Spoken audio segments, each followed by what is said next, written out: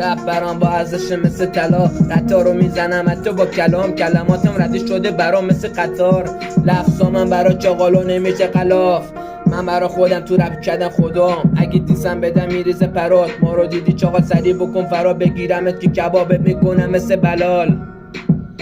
پسر به در میخوری فقط برا لبات، قسم چاقی به اون گل لبات، داجی لغزنده بدتر پل سرات، اگه بیای روشم میشی هلاک.